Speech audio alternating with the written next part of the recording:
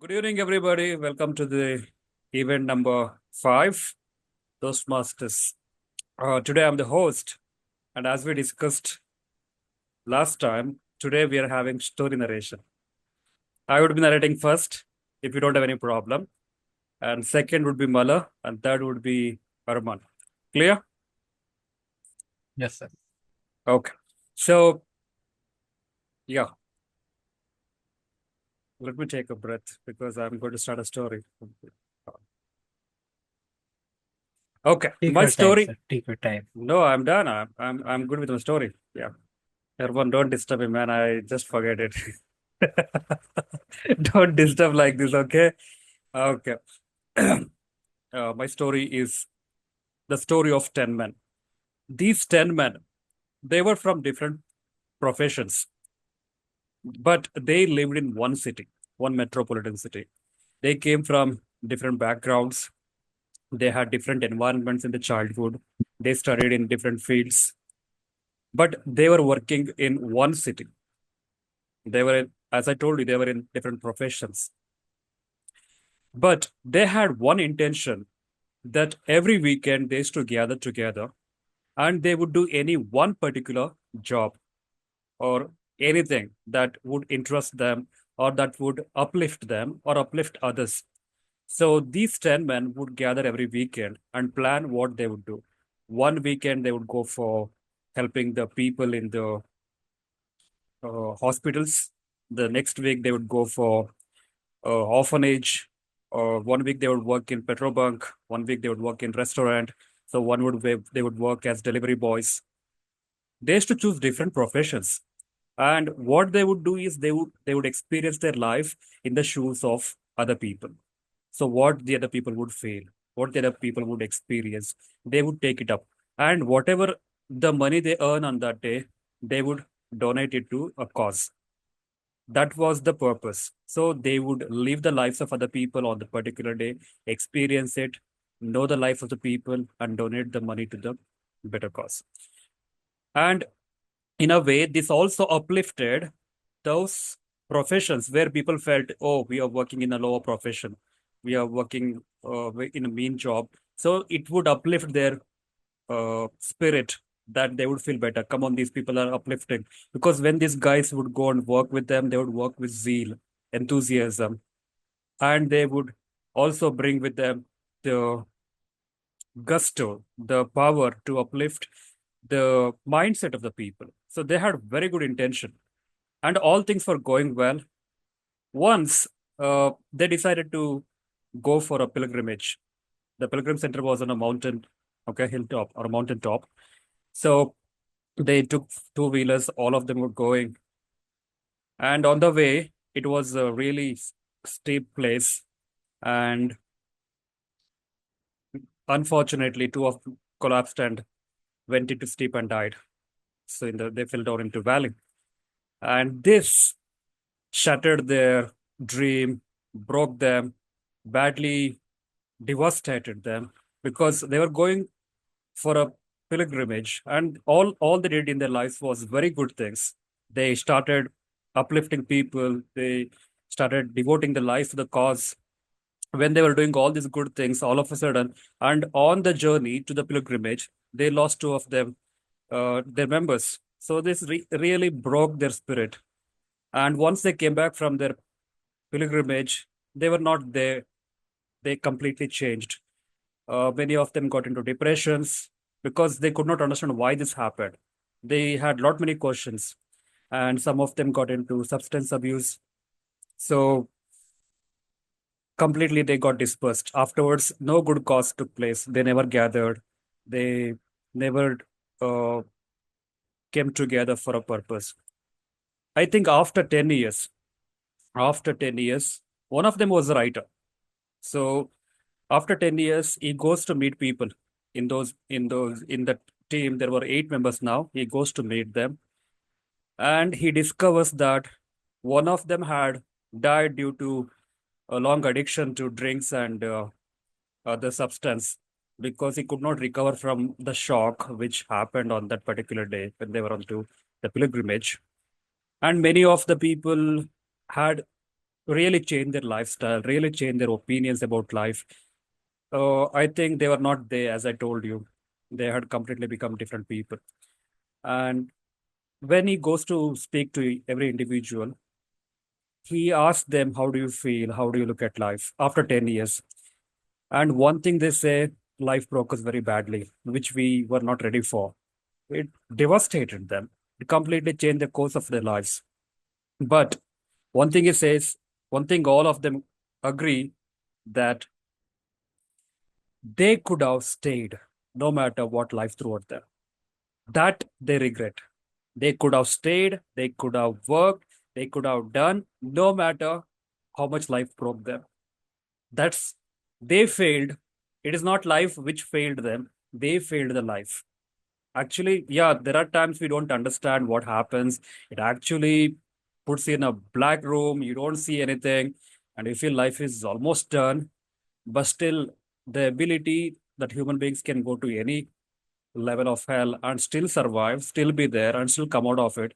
So they learn to battle there. They learn a lot many things. That's what they say when this writer was writing about them. Then they decided, at least no problem. We felt that life had defeated us, so they decided to come back again and take up their causes, take up their purpose, and again they became actually the leaders to their clan, the other generation. They were torchbearers. They were saying that life can't break us anymore because it is we who break the life. And if we can actually understand, then life can be really better. So that's the end of the story. Thank you. Mala, over to you. Hey guys, good evening. So, the title of my story is A Soul with a Small Wish. So, there are four main characters in this story where all are school going children and they live in the same community. It's a urban rural area. And these kids were enjoying their life, like going to school, coming back, having that small worries like homeworks, mom scolded me, like that. So all these funs and emotion mixed life they were having, and they had a very scheduled. This time we have to do this homework, that time after that homework, and they had good weekends, peaceful weekends, and their life very hardest thing was their exams and homeworks and assignments. So this was the small life which that people were living. But at one point of their life, they came into teenage and they came into board exams in the 10th grade.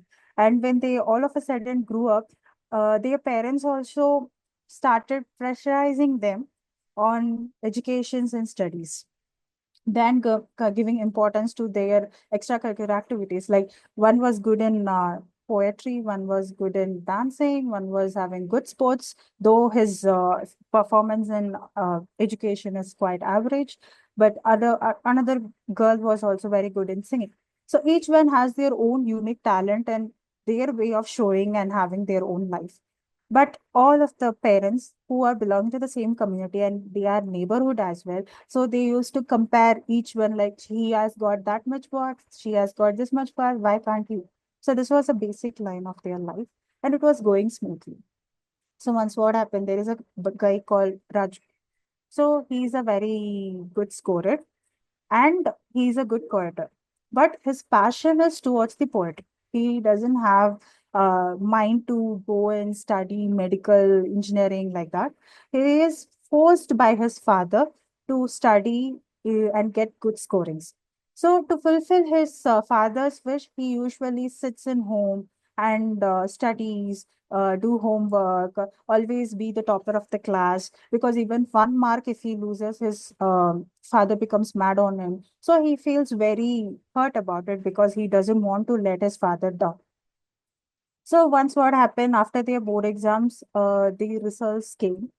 So in that, everyone got a good scoring, like they were about 400 out of 500, but this guy got 499, where he was a state first holder.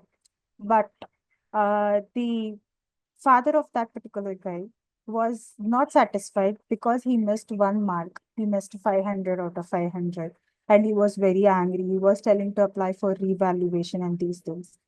So this was a life which was going and very generic, and these people, the friends were helping him to cope up with the atmosphere which he had.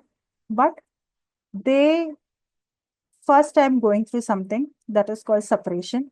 So the guy who got 499, that guy's father decided to move him to the another place for schooling, like higher secondary schooling, and he was in hostel. So these other three friends were like, we can't see him. So that is the first separation which they are going to face. And they were very sad. All four of them were very sad. And the guy who was leaving also was very sad because he don't want to leave that place because of his friends and the atmosphere. Though his father is so strict, his mother was so sweet for him. And luckily the father didn't allow him to stay. They shifted him there. They moved them to the hostel. And these guys were here and pursuing their 11th grade. And when he started 11th grade in that particular school, school is not a school for them. It was a jail. Like it was completely packed with rules, regulation, even zero point 0.1 millimeter mistake they make, they look them as a criminals, like that kind of atmosphere. So, and also in that school they usually teach 2 years 12th syllabus. They don't give importance to 11th syllabus. So that particular school is meant for state first and top scorers, like that school. So they were generating missions instead of creating a good citizen or human. So in that atmosphere, this guy was not able to cope up because only his father was there to pressurize him, and he was having his friends and other family members, other neighbors to help him out. But here, everyone was same, and he was not able to cope up in that. Though he was doing well in studies, but he was not happy inside because he was not allowed to do poetry and these things. So, what happened one day, he noticed his roommate was having a mobile without knowing to the management of the school. So he was asking his roommate, like, I will help you out to check whether the warden is coming or not. You just need to give me mobile so I can make a call. He said okay, and they agreed in the terms. Whenever he's speaking, his roommate used to stand in that doorway and check whether warden is coming. And this guy, whenever he is speaking, like alternative, they were going. So once what happened, these three people planned like, we'll go and meet him, we'll take him out since he has a very strict environment. He is not able to breathe any. So they planned. This guy, with his help of hostel friend, he jumped out of the campus and went, because that is a very first experience for him. He has not gone beyond his father's rule, and even he have not gone outside to play because his father has said to study and get the mark and he'll conduct the test and all. So he was very happy and he was enjoying the day. He went and had whatever he wants, and whatever places he wants to visit in particular, that nearby places they visited and had fun. After coming to hostel, he came by same way, but unfortunately his warden found that he was not in the hostel. He went out, so that became a big issue. And this guy was made as a victim over there. They called the parents, and his father came, and the correspondent said, we are going to give TC, like that. And also his father fell in the legs of that particular correspondent, stating that it's my son's education. If we are getting TC, we can't get any other schools like that, and all. This is the best school. So like that, he will be speaking and he will be scolding the son also for doing this thing, and it will be like around 200 people will be there in front of them. All these things happen. So the small heart was very broken. He was, because he's very attached to his family and he likes his father. When his father does that act, he was very broken in front of that many people. No one was there to speak with him to tell, what you have done is not wrong, it's okay, just go for the life, do other things so people will forget what has happened. But everyone, since they started treat him like a criminal, he was not able to cope up with the atmosphere, and he finally decided to suicide. And unfortunately, no one was there to help him out, and he lost his life. But this information was not given to the parents. Initially, the management said that your son is not okay. We have admitted in the hospital like that, and they made them to go to different hospitals so that they get tired, they don't shout, they don't call police like that. And at the end, the mother was asking that particular management person, stating that I want to see my son, kindly show, in a very sad and very because her eyes was searching for him.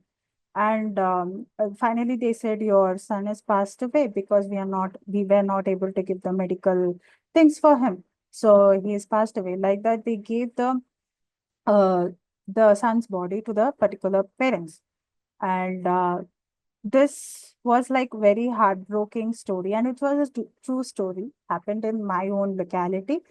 So what I felt from the story is the father could have thought about his son, though he has a responsibility to give him a good life, but there should not be a force which he didn't fulfill. Like, for example, his goal was to become a doctor, but he didn't become. He just pressurized his own son to become a doctor. So I think his unfinished wish should not be the goal of his son. He has a different life and he has different opinion and purpose. So people should keep that in mind, and moving forward, when they are taking some decision, they need to consider what their son or daughter is also winning. Thank you.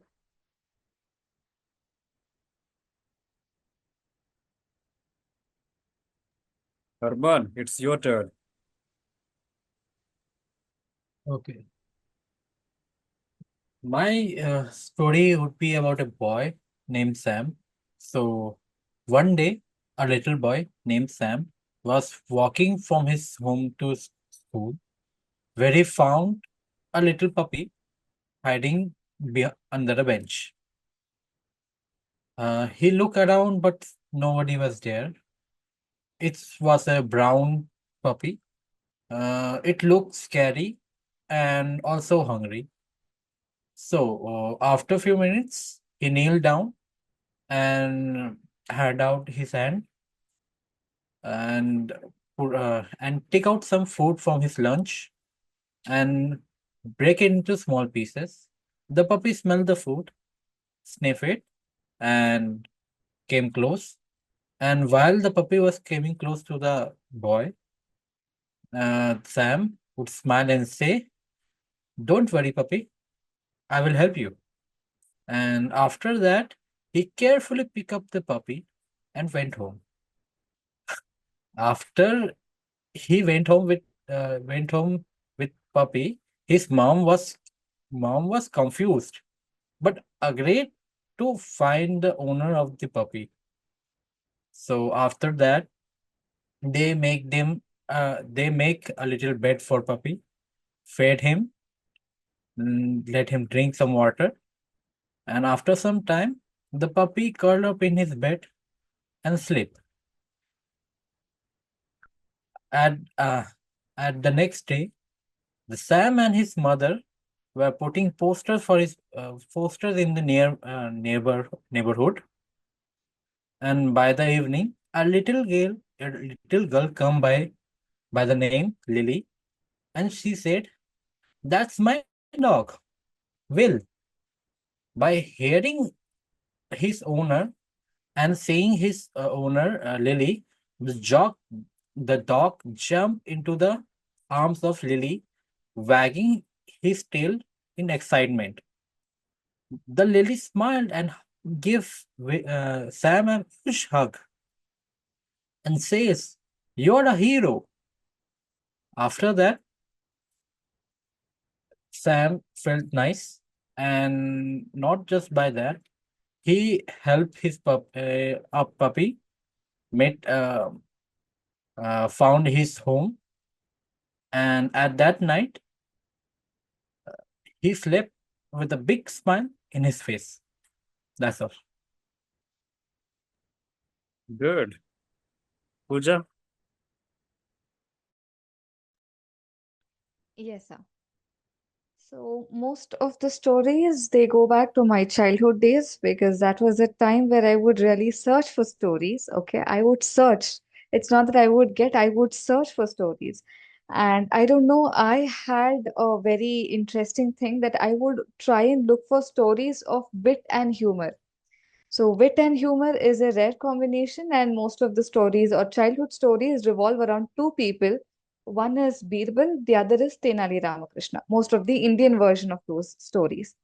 So, one such story that, actually, I must thank Sir for giving us this opportunity. I could go back and open up the books that I had and get back to once as I was going through the books, all those childhood days came back to me. So, yeah, one such story that I really liked from that, especially Birbal's wit and the way he would prove things, was something that always amazed me. So there was a time where King Akbar is sitting in his court and he is conducting his darbar. So his soldiers, they bring one particular person and they tell, Jahapana, we found this person being guilty of, charging bribes. He has been taking bribes from people and it is illegal. So the king got angry. He said, what? He has been collecting bribes? Okay, what was he in charge of? So the soldiers tell Jahapana he was in charge of the granaries. Granaries is a place where they used to store all the grains and pulses and all of that after the harvest. So he was in charge of that. So the king said, okay, he should be punished. I am not going to tolerate this. Then, the guards take him to the cellar rooms or the jail or wherever they were supposed to go. And that time, Akbar was discussing this in his darbar. He was Akbar was telling Birbal, Birbal, I am not sure. I have a theory or I have a thought that, maybe the person's profession could make, somebody become corrupt. Birbal said, no, Jahapana, it doesn't work that way. A person, irrespective of his profession, if he is corrupt, he is going to be corrupt. So there was another minister along with Birbal. He said, Huzur, I would like to differ from Birbal's opinion. If you would ask me, I can think about 100 such professions where, a person need not be corrupt. Birbal asked, okay, Mantri Saab, if you feel that way, then name at least one profession. You told 100, just name one for me. That person said, okay, but why are you asking me this? Birbal said, you told 100, you name one, more than enough. He says, okay, how about, you ask that person, the corrupt official, whomsoever you caught, you ask him to sit on the banks of river Yamuna and ask him to count the number of ripples in the water, in the river. Ripples are nothing but you drop something on the water, the water starts, forming circles. So that is called a ripple. So he told, why don't we entrust him with that? So Birbal said, okay, we'll give it a try. In fact, Birbal says that, if a criminal or if a corrupt person can be reformed, I'll be more than happy to see that. But I still doubt, I'm still skeptical about this plan. The minister says, come on, let's see. Anyway, you've posed the challenge. Let us see what happens. So Jahapana, that is Emperor Akbar, agrees to this and he says, okay, 1 week we will put him there. So 1 week, and then Akbar comes back to the darbar and tells there is no news of the person and his corruption or anything. So Birbal says, Jahapana, we cannot sit here in the darbar hall and decide this. We'll have to go and meet him. So Akbar says, sure, we will go and meet. So Birbal says, no, no, no, no, no, we are not going to go like this. We will go tomorrow in disguise. We will dress up like, fishermen because it is the river that, he's sitting in the banks of the river. So we will disguise as fishermen and we will go. We will see what happens. They say, okay. So King Akbar, his minister Birbal, and another minister, all three of them, they dress up as fishermen and they go. They're going in the boat and they see this person. Okay, and they start whispering among themselves. Oh yeah, yeah. See here, here he is. There you go. There you go. This person sees and he asks, "What are you doing here?" He says, "We are poor fishermen. We have come to the river Yamuna to fish. That is our job. That is how we live." That time this man says, "Do you know I have been entrusted by the king to count the ripples of this water? You have distracted me. All of your names will get reported to the king. And do you know what punishment awaits you? You will all be put in jail for 1 year. They say, 1 year? 1 year, please don't do that. Please, please, please don't do that. We beg your pardon. We have our family. 1 year is a huge time for us. He says, I won't if. So they ask, what if, what if? He says, if you do me a small favor. So they ask, yes, yes, please tell us what we can do, what we can do for you. He says, only if you can give me 100 gold coins. They say, 100 gold coins? We are poor fishermen. We don't have that much. Can we settle it down for 50 at least? Before even the man could, come into the negotiation, King Akbar, who's disguised as one of the fishermen, he gets angry. Out of fury, he just shouts, no, he will get a 100. So at this point, the man recognizes, the king's voice and he says, Jahapana, it is you. That time Akbar continues, yes, he will get 100 lashes from my soldiers for sure. So yes, that is a punishment that he had to take up. And then he realizes that, he shouldn't have been a corrupt person. They put him in charge of this so that he starts to transform. He was supposed to learn a lot about life, but that didn't happen. And yes, finally, Akbar concludes with Birbal saying that, Birbal, now I agree with you. It's not a man's profession. It is the man's heart which decides whether he should be corrupt or not. So that I felt is also a story that resonates with today's world. So I decided to pick it up.